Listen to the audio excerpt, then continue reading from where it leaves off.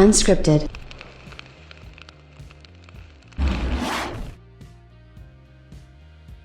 It's been a pretty quiet week for Sony coming off the back end of their big PlayStation 5 price reveal and game showcase, and that's not to say that there hasn't been any news, because there has been some news, and we can look forward to more news in the coming week or so, according to some new information. I feel like, there's a lot of stuff that, even though we do know about the PlayStation 5, there's clearly some things that are still kind of a mystery, and this should clear a lot of that kind of stuff up, and I feel like, we're going to be getting a ton of information. At least some of it now is confirmed that we're going to be actually getting some of this information. Now it just really kind of comes down to when and what date. So it does look like possibly next week or the week after, according to this anyway. But anyway, I wanted to kind of get into this because I thought it was a very good topic. A lot of people were asking me about it. Hey, when are we going to get this news? When are we going to get this news? When are we going to get this news? And so now I'm happy to kind of be able to talk about this and kind of share it with you guys, because everybody is curious. It's just human nature to sort of be curious and kind of want to talk about this stuff. So with no further ado, let's get into it. What's up, everybody? Crapgamer here with Crapgamer Reviews, back with another video. Thank you so much for checking it out. I appreciate it. Please like, share, subscribe. I would appreciate that as well. It helps out the channel and it means a lot to me personally. If you guys want to help out a small fledgling channel such as myself, the best thing you can do, please just hit the like button. That really does help out tremendously. You can also hit the bell so you're notified of all the content as soon as possible. And, I feel like that's super important. Share it out, all that kind of good stuff. Shout out to all the old subscribers, new subscribers, everybody in between. You are absolutely amazing people, and I have absolutely adored talking to you on various platforms like, PSN or Xbox Live or Twitter, what have you. Those are the best places to reach me, to be honest with you. So if you're looking to reach me, those are the best bets, and I link all that stuff down below as well, so you can check that out. With that being said, I want to kind of get into this. So we had Sony's big PlayStation 5 showcase event. It was very entertaining. We got a lot of the software and stuff. I think that's something that we've been asking from both Sony and Microsoft. Just show us the games, get down to the nitty-gritty. We don't really need to have, people talking and making jokes and all this kind of stuff. Just have people talking. That kind of bores a lot of people. Just show us the games. It's the most important thing. So we did see a lot of software, and we got the pricing and the release date and the pre-order stuff went through, even though that was a bit of a debacle.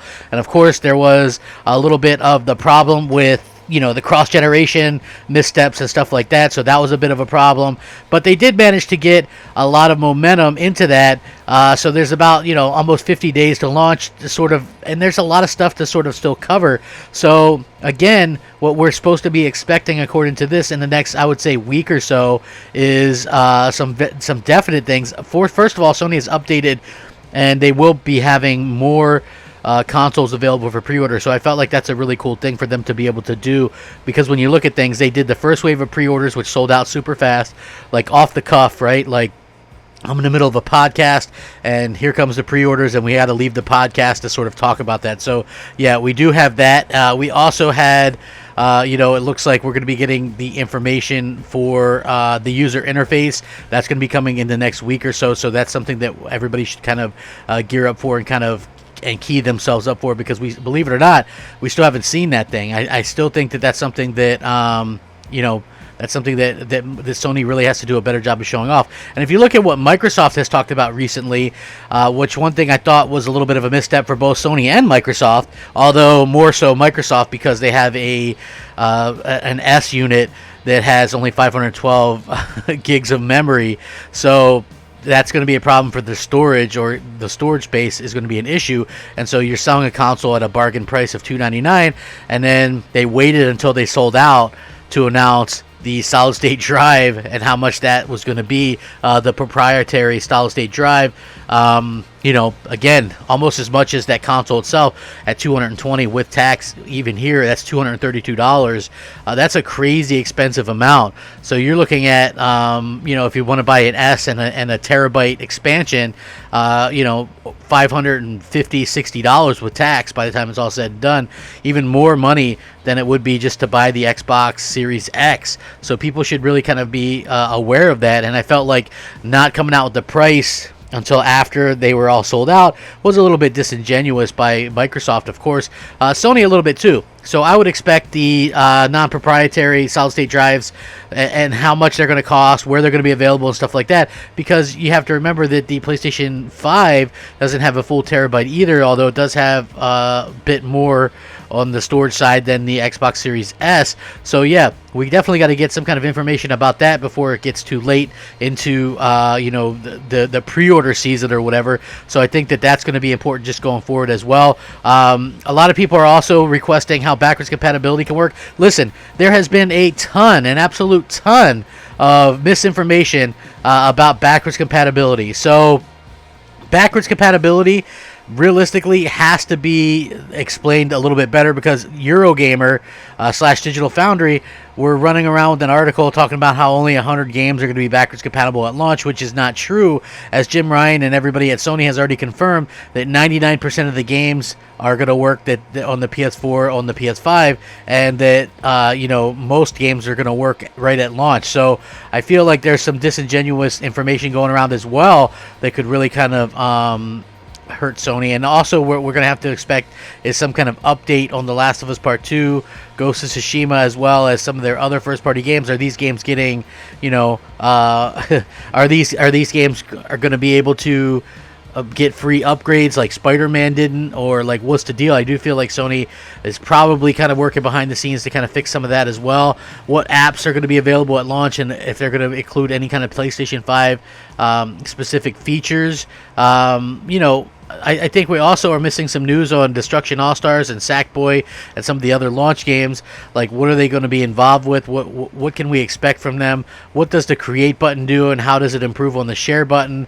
There's a lot of stuff that could be very much kind of explained or whatever, that we are very much able to purchase this console and pre-order this console, and it's $500, and yet we don't know a lot of the stuff that's actually going on. Obviously, there's some things going on with the pandemic that's happening right now, but Sony can have a little bit better communication. They're not above that. I feel like any company that comes out there is definitely not above that, and I do really kind of have to say I'm very surprised that we haven't seen them have a little bit better communication at the end of the day, mainly just because I feel like we deserve that. And same thing with Microsoft, right? Like, what's their plan for their launch games, the first party for right after launch or for all of 2021? It seems like they don't really have much of a plan going forward. Like Halo Infinite got pushed back. It looks like that might be a holiday 2021, maybe even 2022 game.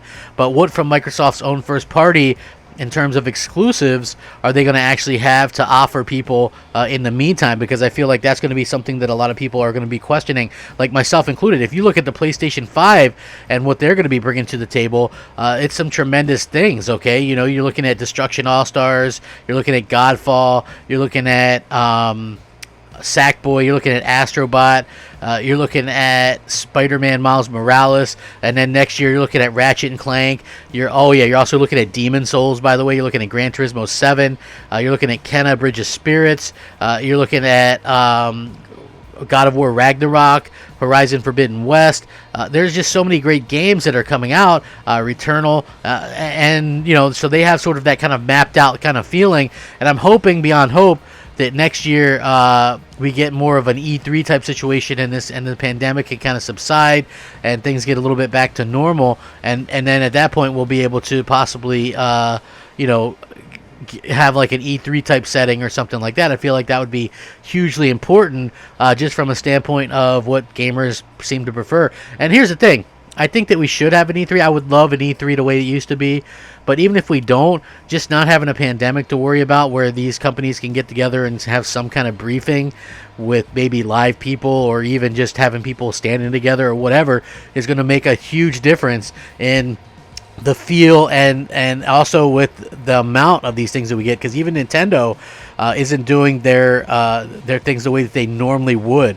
So we do have to kind of consider that as well, and just say, hey, I think it's super important that these companies kind of put out the best product forward, and they also explain things as best as possible. So in terms of what Sony is able to do, I felt like they've done a really fantastic job with some of the stuff, and some of the other stuff there's been a little bit of miscommunication, in particular with their cross-gen ideas and some of the things going on with the PlayStation 5 pre-orders and things like that. Like, also what's going to be coming out, when's the next game coming out after the holidays, what can we expect from first party in terms of when we're going to get, are we going to get more events next year, are they going to be doing something different, what's their plan and strategy against Microsoft. I mean, Microsoft is doing doing the best that they can with the limited games and stuff that they have, but for them to have any kind of momentum like they do right now, I feel like that's a little bit of an odd situation, and hopefully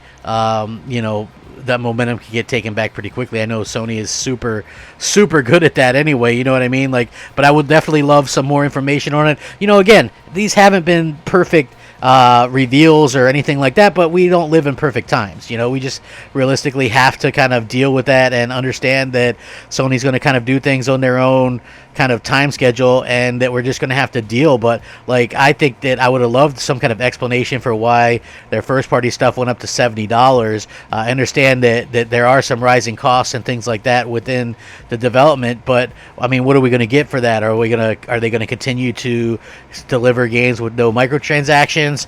Are we getting the increase in price plus microtransactions? Like, just be a little bit clear and upfront about that. But I will link this. Let me know what you guys think. More console pre-orders coming soon. Sound off, rate, comment, subscribe. Thanks for watching. Please stay safe, happy, and healthy. Rack 'em up. Game on, my friends. Game on. Crapgamer out. Unscripted.